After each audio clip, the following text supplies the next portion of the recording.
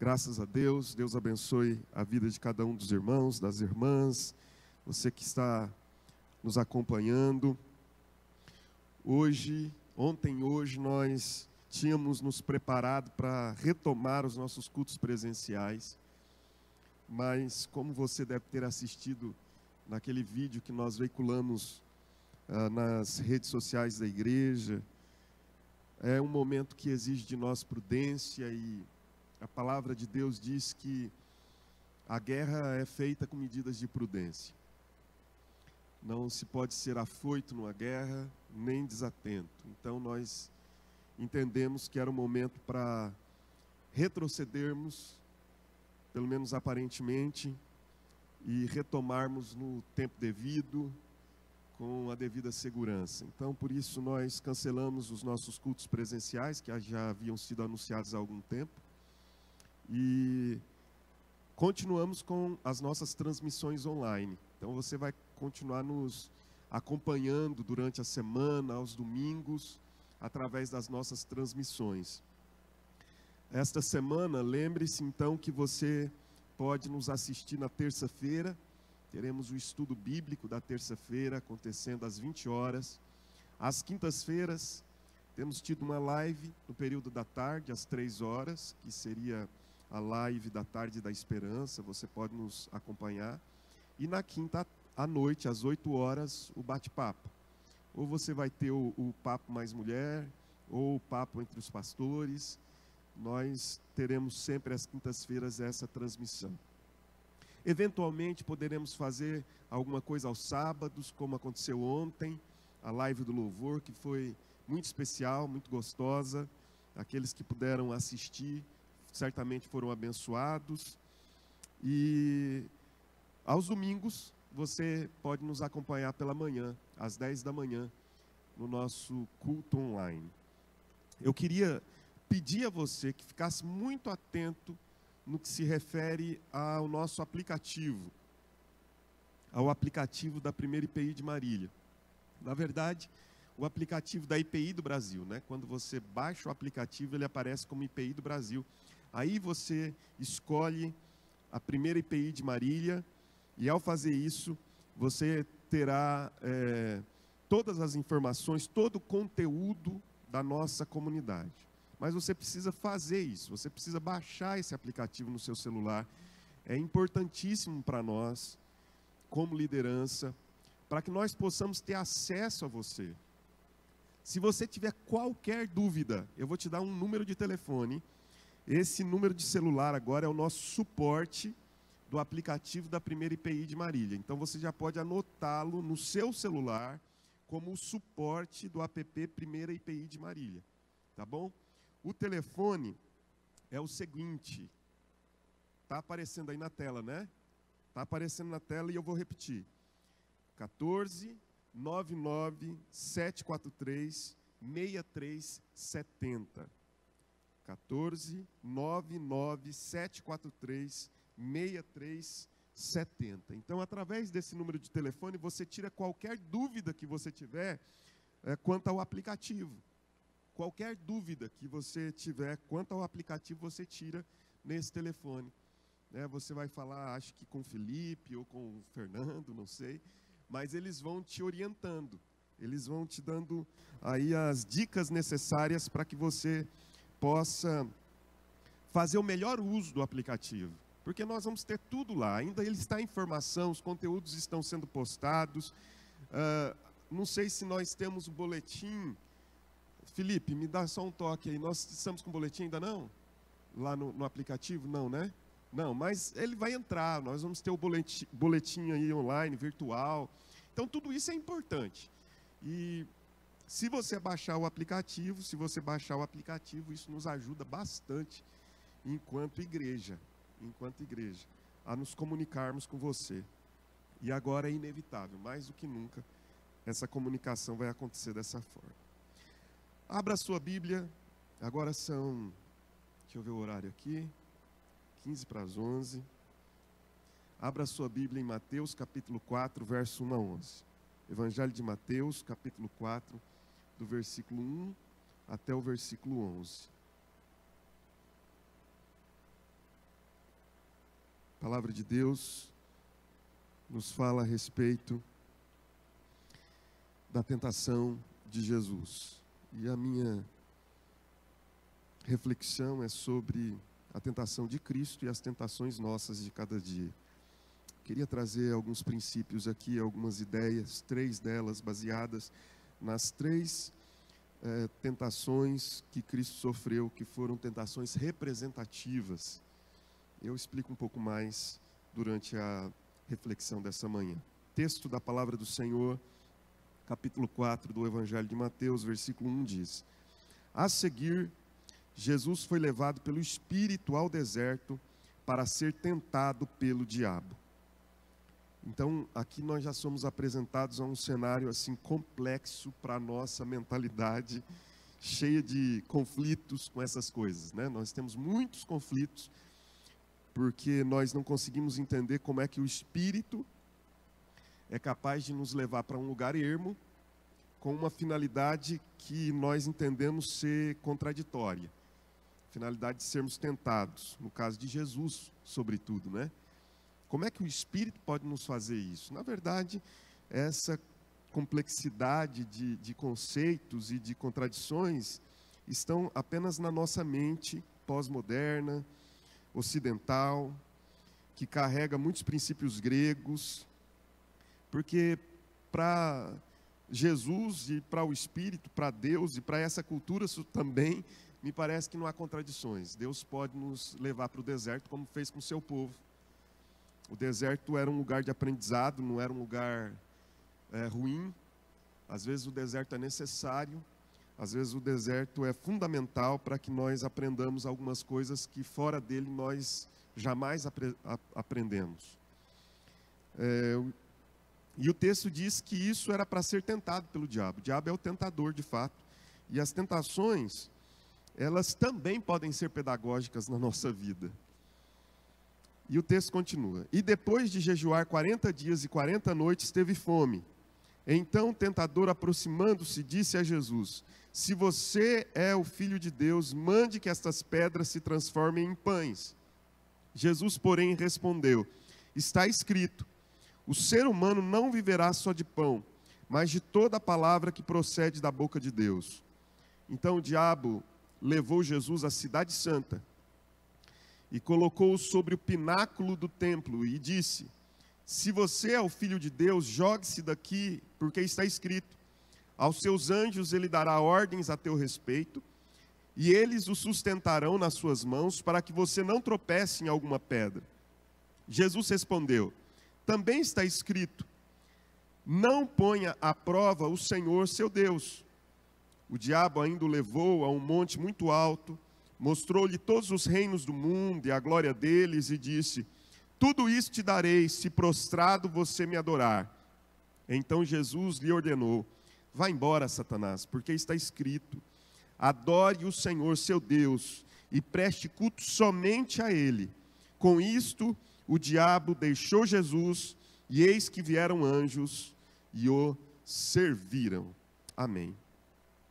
Que o Espírito de Deus nos ajude a entender a sua palavra e a guardá-la no nosso coração, em nome de Jesus. Amém. Quando nós falamos sobre batalha espiritual, somos levados a vários conceitos e pintamos diante de nós uma cena, um cenário assim, um tanto quanto cheio de visões místicas, ideais, imaginárias. É como que se houvesse um mundo paralelo. Falar de batalha espiritual é falar de um mundo paralelo a esse mundo físico. Mas quando eu leio alguns textos da palavra de Deus, eu sou levado à compreensão de que a verdadeira batalha espiritual, ela se encontra, está presente em conceitos que nós lidamos quase que diariamente com eles. Conceitos culturais, conceitos temporais, do tempo que nós estamos vivendo, conceitos espaciais no sentido do lugar onde nós estamos experimentando a vida. Parece-me que batalha espiritual é muito mais algo inserido na nossa história do que algo paralelo a ela. Batalha espiritual é muito mais alguma coisa que nós vivenciamos diariamente do que alguma coisa que nós experimentamos misticamente fora dessa realidade comum do nosso dia a dia. Porque às vezes nós vamos criando tantos departamentos na vida que nós não conseguimos conjugar e achar confluências entre esses departamentos. Nós não conseguimos entender, por exemplo, que a nossa vida profissional, que a nossa vida familiar, que a nossa vida relacional é, sobretudo, a nossa vida espiritual. Tudo isso faz parte de um pacote e não são experiências estanques, não são experiências departamentalizadas, são experiências que se confundem. Então, batalha espiritual é alguma coisa que acontece diariamente, que acontece rotineiramente, e que acontece em circunstâncias e situações que muitas vezes nós julgamos não ser nada espiritual, sobretudo não ser nada de uma batalha espiritual. Nós olhamos o cenário político e achamos que aquilo é apenas política. Nós olhamos a decadência moral e achamos que aquilo é apenas questões de moralidade, de ética. Nós olhamos os problemas sociais que nós vivemos na nossa nação e achamos que esses problemas sociais não têm nada a ver com espiritualidade. Isso vai causando, pelo menos em mim, uma angústia por compreender que as pessoas estão espiritualizando e mistificando questões que fazem parte da vida diária. Nós não sabemos, como cristãos, lidar da maneira correta com questões que nos afligem diariamente, com notícias que chegam até nós e que, como cristãos, não sabemos nos posicionar. É uma criança de 10 anos que está grávida e nós criamos um cavalo de guerra, criamos uma pandemia ideológica por detrás disso, porque não sabemos nos posicionar espiritualmente diante de tais coisas. Nós então entramos em discussões teológicas dizendo se isso ou aquilo, enquanto se nós simplesmente tivéssemos sensibilidade espiritual, nós nem entraríamos no tema, nós nem entraríamos em discussões conceituais, teológicas, nós simplesmente agiríamos como Jesus sempre agiu. Há determinados assuntos em que a resposta não diz respeito a uma demanda de natureza conceitual teológica, mas a resposta diz respeito a uma postura. Às vezes, a resposta é dizer, nós estamos aqui, vamos ficar aqui. Independente do modo como você pensar, independente da maneira como você agir ou reagir, como cristãos, nós simplesmente estaremos aqui, vamos estender a mão, porque sofrer é inevitável, mas sofrer sozinho é anticristão. Então, há algumas coisas que às vezes geram uma certa inquietação no meu coração, particularmente. Eu não sei se você consegue compreender tudo isso, mas é simplesmente assim. A batalha espiritual faz parte da rotina, porque eu sou espiritual, você é espiritual. Não, mas eu nem acredito em Deus. Perdão, azar seu, mas você é espiritual, porque a espiritualidade faz parte da essência do ser humano. Sendo assim, eu queria ler esse texto hoje e meditar nele a partir dessas considerações. As tentações de Cristo não são exaustivas, elas não estão apresentadas de maneira exaustiva nas Escrituras. Nós sabemos, pelo relato bíblico, que Jesus foi tentado exaustivamente, mas nós não temos os relatos exaustivos dessas tentações, entende? Estou sendo claro? O que eu estou querendo dizer é o seguinte: os relatos bíblicos da tentação de Cristo são apenas representações no sentido de dizer, ele foi tentado. Olha aqui algumas tentações. mas nós não sabemos todas as tentações. Por exemplo, se você for até Lucas capítulo 4, versículo de número 13, a Bíblia diz que as tentações às quais ele foi submetido foram de toda a sorte. O que isso significa? Significa que Jesus foi tentado em todas as coisas. É isso que diz Hebreus capítulo 4, verso 15. Que Jesus foi tentado em todas as coisas à nossa semelhança, entende? Então, nós sabemos que Jesus foi exaustivamente tentado. Mas os relatos bíblicos que temos da tentação são apenas representativos, para nos mostrar, talvez, algumas das tentações mais severas. Às vezes nós julgamos que essas tentações mais severas dizem respeito a determinadas coisas que não são as mais severas.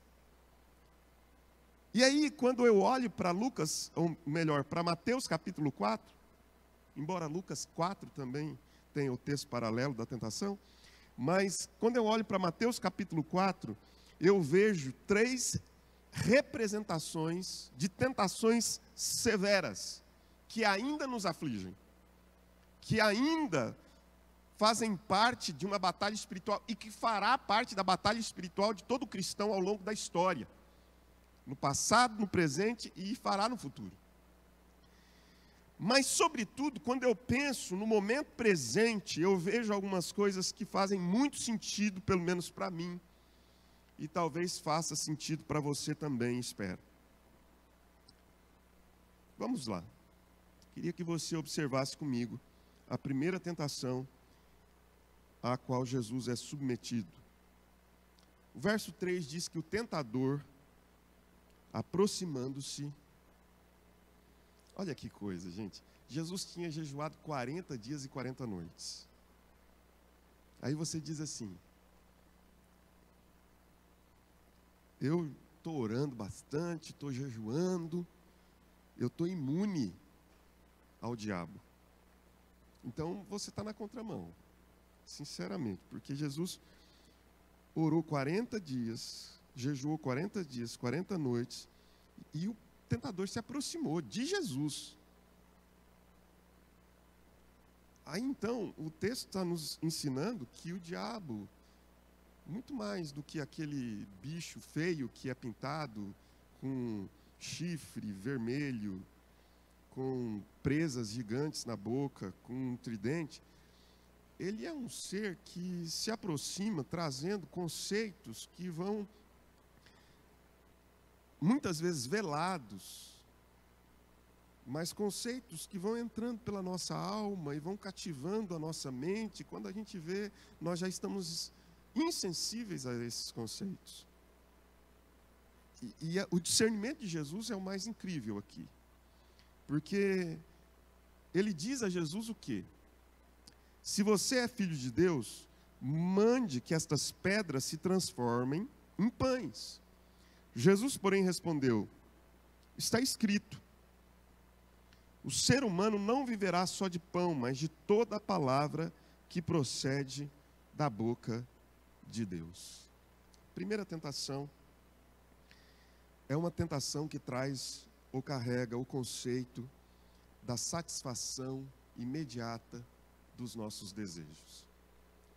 Ou uma característica muito presente no tempo em que nós vivemos, que é a característica do imediatismo. Timothy Keller escreve um livro chamado Deus na Era Secular. E ele cita um pouco a respeito dessa característica do nosso tempo, o imediatismo. Nós temos várias características que são chamadas marcas da pós-modernidade, do tempo que nós estamos vivendo. Mas uma delas, muito claramente, é o imediatismo. Nós somos a geração ou o tempo do fast food. Nós gostamos da comida rápida, algo que satisfaça rápida e momentaneamente o nosso desejo, a nossa vontade. Aquilo que faça imediatamente nos sentirmos aliviados das tensões que nós vivemos. Esse imediatismo está presente no nosso dia a dia. Nós não gostamos de esperar nada. é quando nós experimentamos o que eu ouvi um irmão dizer e contar com muita propriedade. Nós vivemos a despamonhabilização da vida. Não sei se é essa a palavra. Mas o que eu quero dizer é o seguinte: goiano gosta muito de pamonha. Agora, pamonha não é uma coisa fácil de fazer. Pamonha é uma experiência que demanda tempo, relacionamento. A gente tem que ir, sobretudo é assim que a gente gosta de fazer no Goiás. Você começa pela plantação. Você planta o milho. Depois, você tem que esperar o milho crescer e tem a época certa para fazer pamonha. Você não pode deixar nem antes nem depois. O milho tem que estar no momento certo. Aí, chegou o momento certo, para a vida. A vida precisa parar porque é a hora da pamonha. Aí você tem que ir até o milharal, você colhe a espiga de milho, traz para casa, isso logo cedo. Traz para casa, descasca o milho, a criançada é responsável por tirar o cabelinho do milho, para deixar a espiga limpa. Depois você rala o milho, entendeu? Aliás, você não pode simplesmente descascar, porque a casca do milho vai se tornar depois o recipiente da pamonha. Então, você vai separando as melhores cascas para que depois você possa fazer aquele invólucro onde aquela massa é colocada e que vai se transformar na pamonha. Então, existe todo um processo artesanal para isso. No final do dia, depois de muita conversa, depois de muitas experiências, depois de muitos causos, depois de muitas histórias, você tem a pamonha pronta. Mas o que a gente está experimentando? Nós estamos experimentando a desconstrução de todas essas coisas no nosso tempo. E nós achamos que isso não é batalha espiritual. Mas é batalha espiritual. O desejo de que as coisas aconteçam imediatamente, sem que vejamos processos acontecendo. Deixa eu te dizer, a vida é um processo. A vida é um processo. As decisões que eu tomo hoje, aos 42 anos de idade, são diferentes das decisões que eu poderia tomar aos 21, aos 22 anos. Por quê? Porque a vida é um processo. E é injusto eu julgar-me há 20 anos atrás, com as experiências que eu tenho hoje. Por quê? Porque nós mudamos. Afinal de contas, a vida é um processo. A vida é um processo permanente. E tomara que esse processo nos ajude a amadurecer, não a apodrecer. Tomara que esses processos nos ajudem a crescer, não a retroagir, a retroceder. Então eu queria que você observasse que, à luz da Bíblia, nós precisamos dar atenção aos processos e não sermos cativados por esse conceito, que eu vou dizer, para mim, é um conceito altamente carnal, maligno, que é o conceito do imediatismo. Satisfaça agora a sua vontade de ser feliz, satisfaça agora os seus desejos imediatos, satisfaça agora, imediatamente, qualquer necessidade que você tenha. Você está com fome? Transforme as pedras em pães. Para que esperar o pão ser assado? Para que esperar tempo para comer pão saído do forno? Transforma as pedras em pães, afinal de contas você é Deus e você é capaz de fazer isso. E se você tem fome, satisfaça imediatamente o seu desejo. Aí eu olho para a Bíblia e vou percebendo que a Bíblia sempre nos apresenta processos como um fator da existência. Por exemplo, deixa eu te dar um exemplo, ou dois exemplos. Um exemplo que eu gostaria de te dar, ou talvez 3 exemplos. Vou começar por personagens bíblicos, 3 personagens bíblicos. Pense em Esaú.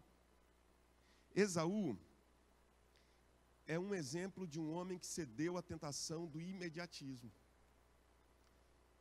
Um dia ele chega em casa, naquele tempo em que a família não era uma família nuclear, era uma família estendida. Ele passa dentro daquela aldeia, ele passa pela casa de Jacó, e Jacó está fazendo um cozinhado, e o cozinhado é muito cheiroso. A sopa de lentilhas que Jacó está fazendo é alguma coisa que chama a sua atenção olfativa. E naquele instante, Esaú sente fome, porque ele tinha vindo da caça e não tinha conseguido caçar nada. E quando ele se aproxima de Jacó, ele diz assim: dá-me de comer dessa lentilha aí, dessa sopa. E Jacó, mais do que rápida e perspicazmente, olha para Esaú e diz assim: eu te dou da sopa, te dou um pedaço de pão, se você me vender o seu direito de primogenitura. E Esaú diz: olha, o que me adianta ter direito de primogenitura se eu tenho vontade de comer e eu preciso satisfazer imediatamente essa vontade? Eu não consigo aguardar absolutamente nada, não consigo ir para casa e aguardar que preparem uma sopa, ou que eu faça uma sopa para eu comer. Eu quero agora, aqui e agora. E a Bíblia diz literalmente que Esaú vendeu seu direito de primogenitura, se assentou, comeu, levantou-se e foi-se embora. Olha a sequência dessas palavras: se assentou, comeu, levantou-se e foi-se embora. Ou seja, satisfez de maneira imediata os seus desejos, mas sacrificou a sacralidade da vida. Às vezes nós satisfazemos os nossos desejos imediatos, mas sacrificamos a sacralidade da vida. Nós satisfazemos imediatamente os nossos desejos, mas nós esquecemos de tudo aquilo que é sagrado, das promessas. Então nós precisamos pensar nisso. Eu quero te dar outro exemplo. Moisés. A Bíblia me ensina que Moisés sabia ser ele o libertador de Israel muito cedo. Eu estava lendo agora de manhã, Atos capítulo 7, o discurso de Estevão, e lá Estevão diz que certa vez Moisés viu um egípcio maltratando um judeu, quando ele foi visitar o seu povo, o povo de Israel. E quando ele viu aquilo, ele interviu para que o judeu não fosse morto pelo egípcio.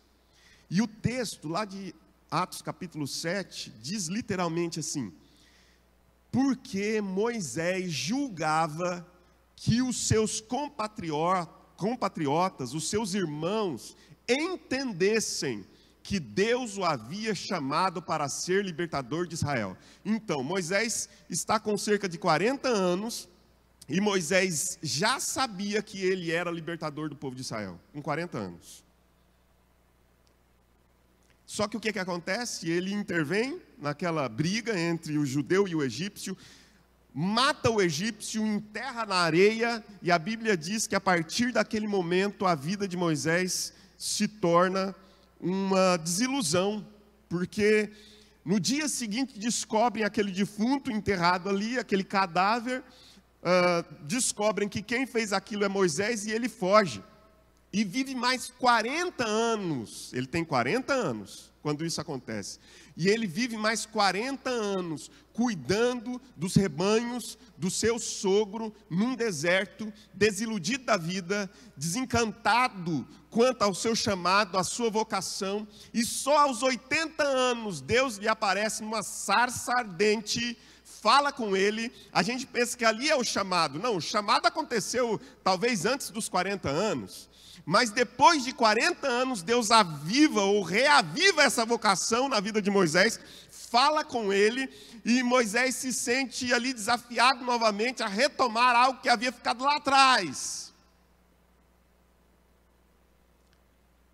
E a palavra de Deus nos diz que Deus trabalhava e estava trabalhando em processos.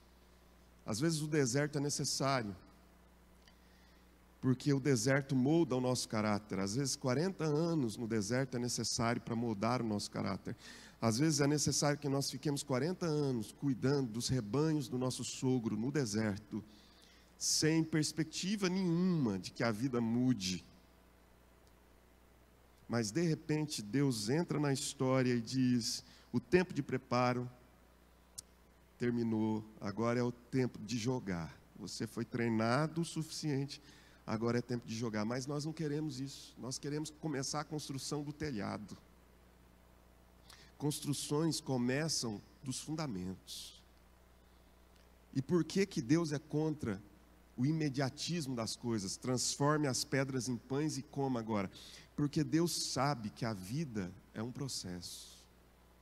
E que você abortar os processos da vida é como que se você estivesse...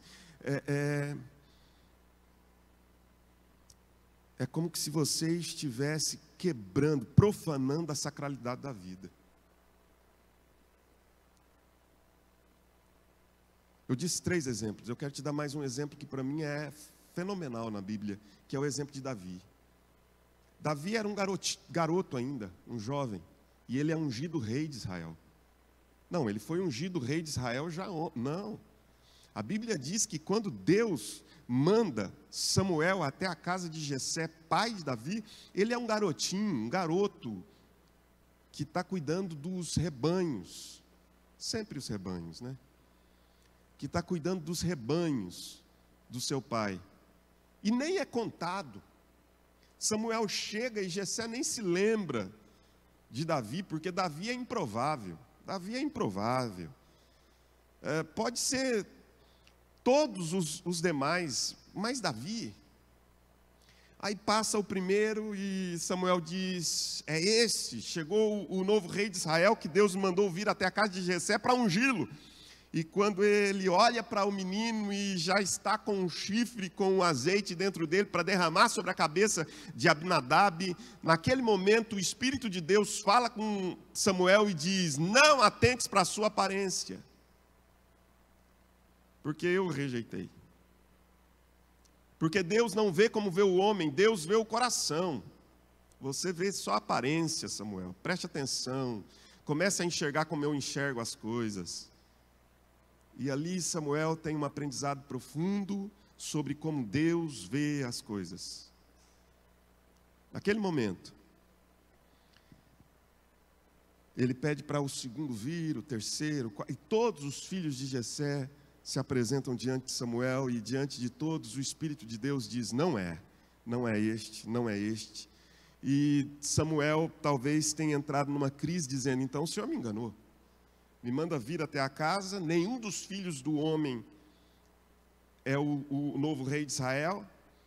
E talvez o Espírito de Deus tenha falado a Samuel: mas será que não tem mais nenhum por aqui? E ele pergunta: passaram-se todos os teus filhos? E Jessé disse: é verdade, tem o Davizinho, mas Davizinho está lá no campo a guardar os rebanhos, é improvável que seja ele. E Samuel diz: mas a gente não se assenta à mesa e nem come pão enquanto esse menino não chegar. E quando o menino chega, Deus diz: é este, pode ungí-lo, porque é esse improvável aí, é esse Zé Ninguém, porque as coisas aqui embaixo são assim mesmo, com Deus também. É esse Zé Ninguém. Pode ungí-lo. E ele, ainda jovem, adolescente, é ungido novo rei de Israel. Só que é aí que a vida começa. Deus conta o fim no começo. Só que Ele não conta o processo. Porque se Ele contasse o processo, a gente não queria nem o começo. Deus mostra o fim das coisas no começo das coisas.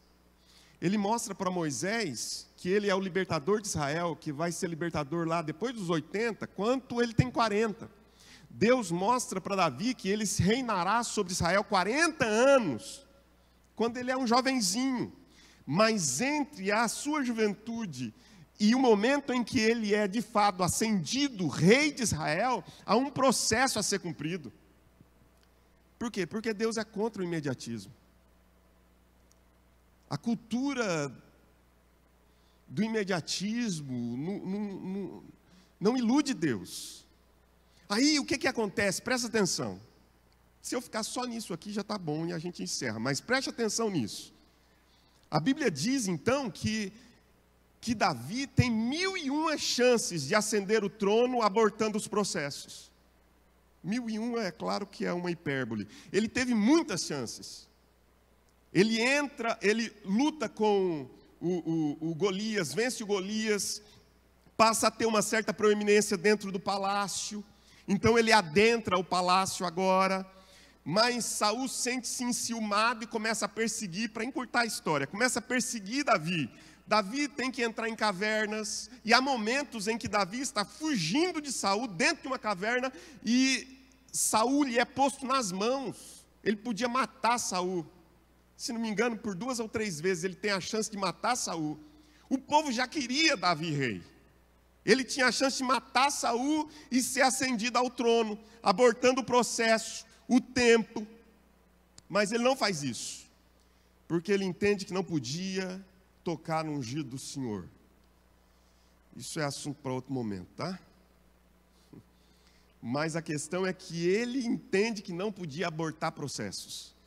Que se Deus o quisesse no lugar onde ele deveria estar, Deus o elevaria até aquele lugar e ele não precisaria fazer nada para ascender aquele local. Porque Deus não é um Deus que aborta os processos da vida. Os processos da vida precisam ser cumpridos, todos eles. E nós não podemos antecipá-los. Nós precisamos aguardá-los acontecerem na nossa história. E aí, quando Davi já está lá,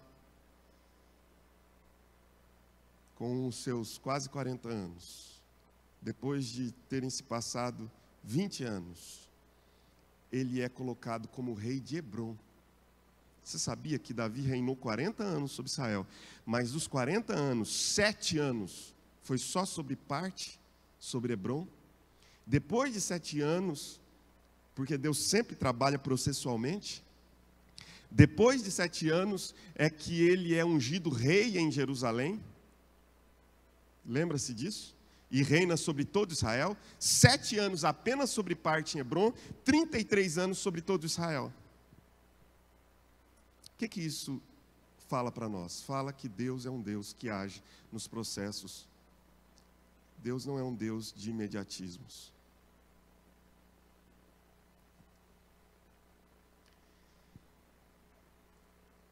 Em outro momento a gente continua, mas essa primeira tentação podia ficar aí no seu coração, guardada. A tentação do imediatismo, não é?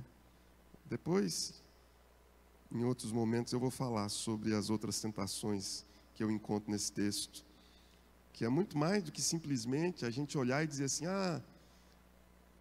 Satanás estava tentando Jesus. Que a gente, logo que olha para essas tentações, o que a gente pensa? Deve ser assim, tipo, na minha vida, na sua vida, deve ser, tipo, ser desonesto no trabalho, de repente, tem a ver, por exemplo, com, eu podia ser rico da noite para o dia se eu fosse desonesto. Tem a ver com isso também. Enfim, a gente pensa logo nas coisas rasas da vida, mas eu queria que você se aprofundasse um pouco mais, porque tem coisas mais profundas aqui. E a gente pode continuar conversando sobre isso, se Deus permitir e nos der vida. Eu falo sobre as outras tentações em outra oportunidade. Mas por hoje, vamos ficar com a tentação do imediatismo. Que Deus nos ajude a entender que a vida é um processo e que os processos fazem parte da existência e que eles geram maturidade, geram crescimento e nos fazem ser quem somos. Que Deus nos ajude. Vamos orar? Pai Santo, eu te agradeço por esta manhã, eu te louvo, porque o Senhor é um Deus paciente. O Senhor é um Deus que age de maneira paciente. O Senhor dá tempo para que as coisas aconteçam. O Senhor não é um Deus que age apressadamente.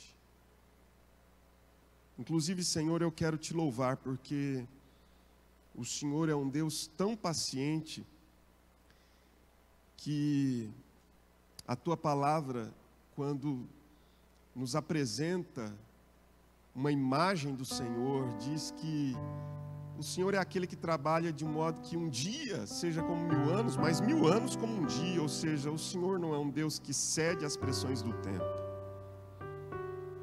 O Senhor não é um Deus que cede à pressão do tempo. Eu te louvo por isso, Senhor. Te louvo porque o Senhor é um Deus que prefere nos submeter aos processos do deserto para trabalhar o nosso caráter, para nos fazer pessoas melhores, do que simplesmente, Senhor, nos fazer ser imediatos, crescimentos rápidos, instantâneos, mas vazios. Nós não queremos isso, Senhor. Nós não queremos isso em nós. Nós não queremos ser imediatistas. Nós queremos aprender com os processos da vida. Então, que a tua paciência encha o nosso coração também.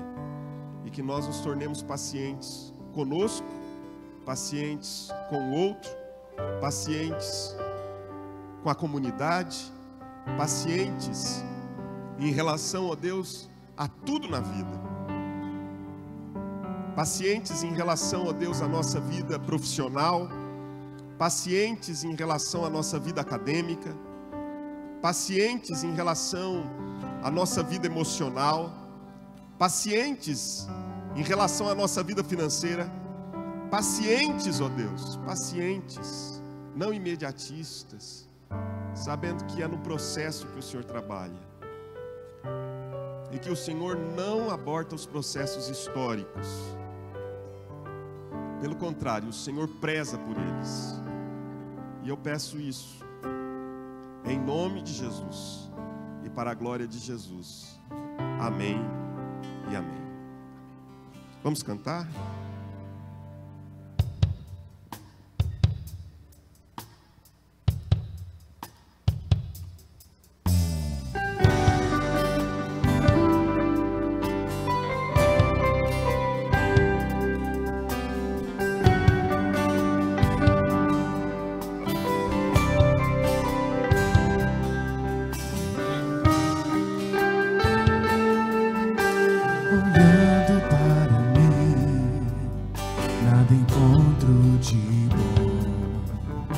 Sou fruto da tua graça que alcançou meu coração.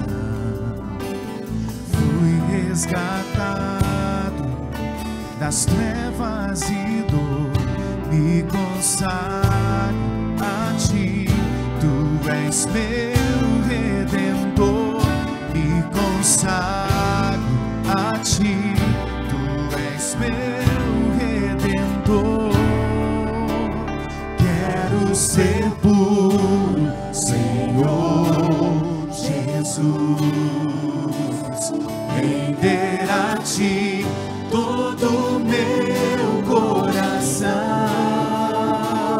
Renova em mim um espírito inabalável.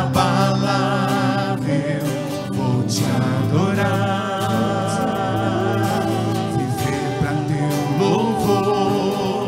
Esse é o tempo de ser puro, Senhor.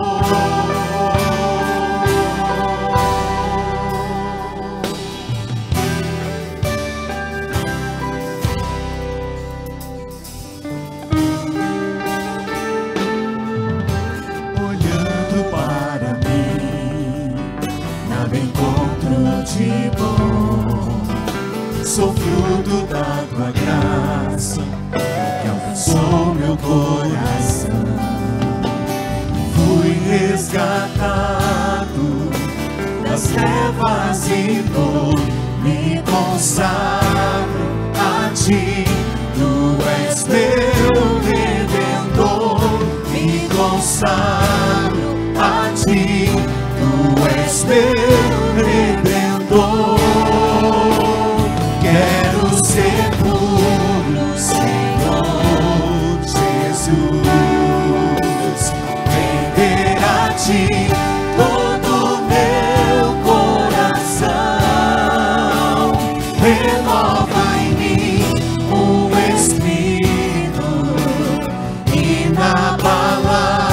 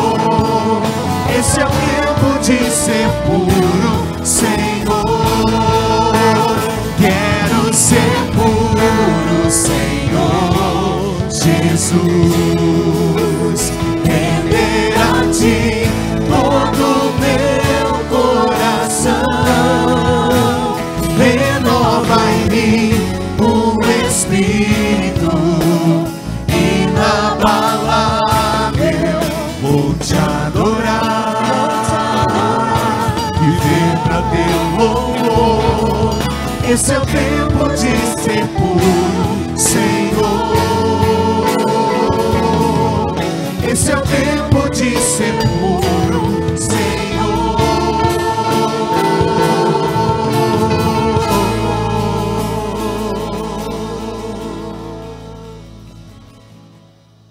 Amém. Graças a Deus. Irmãos, louvado seja Deus por esse tempo precioso que nós tivemos. Lembra daquele pano preto que tinha aqui na frente? Tem muita gente falando mal do nosso pano preto. Mas o pano preto estava aqui na frente para que vocês pudessem ter essa imagem hoje tão bonita, né, da reforma aqui do palco. E nós fizemos isso pensando que é um novo tempo, de fato, é um tempo onde as transmissões precisam ser profissionalizadas, e nós estamos tentando melhorar isso cada dia, e a imagem também faz muito parte disso, para que o nosso Ministério de Louvor pudesse ter um espaço melhor também para adorar ao Senhor, porque a música é algo que comunica muito o Evangelho do Senhor Jesus, enfim, e que em breve nós possamos nos reunir novamente aqui nesse espaço e sermos abençoados também por essa reforma que irmãos generosamente nos doaram, porque foi uma oferta essa reforma, entendendo o nosso tempo. E que Deus nos abençoe de uma maneira muito especial. Que o Senhor te abençoe e te guarde, que Ele levante o rosto sobre ti e te dê a paz. Que Ele faça resplandecer sobre ti o rosto e tenha misericórdia de ti. Que a graça do Senhor Jesus, o amor de Deus o Pai, e a comunhão, o consolo, a unção, os dons e o fruto do Espírito permaneçam sobre a sua vida agora e para sempre. Amém. Deus te abençoe, um bom restante de domingo e uma boa semana. Amém.